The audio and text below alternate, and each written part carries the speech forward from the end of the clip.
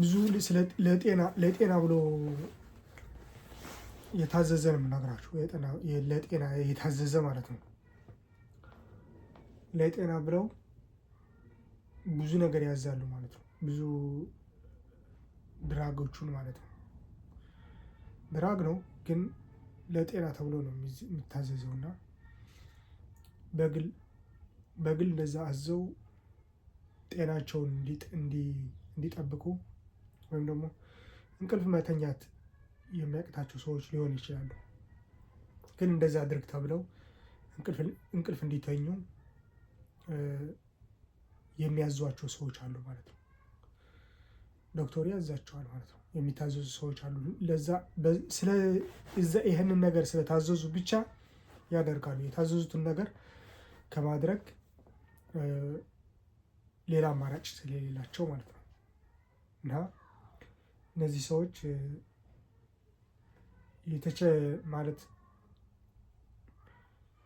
የተቸገረ ሰው ያው የጨነቀው ሰው የሚያደርገው ነው የሚያጣው አይደለ? ይጨነቃል። ከዛ አድርግ የተባለውን ነገር ያ መፍትሄ ለማግኘት አድርግ የተባለውን ነገር ማድረግ ነው። ሌላ ምርጫ የለውም። ግን ያንን ምርጫ ለማጣት የሚደረግብን ነገር ነው ከዛ ጀርባ ማለት ነው። ምክንያቱም አንዳንድ ጊዜ በጣም እኔ ያስቀኛል። ለምን እኔ ይወሰድ የማውቀው ድራጎች ማለት ነው ለሌላ ሰዎች እንደ መድኃኒት ሆኖ አግኝቼዋለሁ ማለት ነው። ከዛኔ እኔ በጣም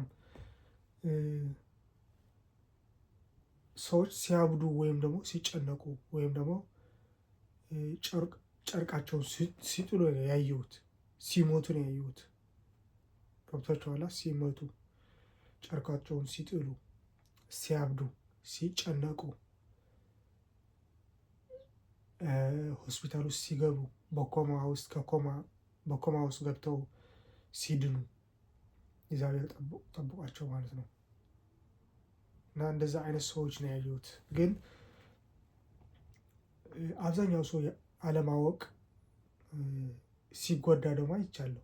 ማለት ይሄንን ድራግ ተጠቀምበት ተብለው ይሸጥለታል ማለት ነው። እንደ ጤና እንደ መድኃኒት ነው ተብለው ማለት ነው። መድኃኒት ነው ተብለው ይሰጠዋል ማለት ነው። ይሄ ሰው ተሰጥቶት እኮ መድኃኒት ነው ሰጥቶኛል፣ የጤና ባለቤት ነው እና ያውቃል፣ አዋቂ ነው፣ የተማረ ነው፣ የጤና ባለቤት ነው እና ሰጥቶኛል በማለት ይወስዱታል ማለት ነው። ከዛ ድህነት ከማግኘት ይልቅ እያበዱ የተጨነቁ እንትን እያሉ ነው የሚሄዱት።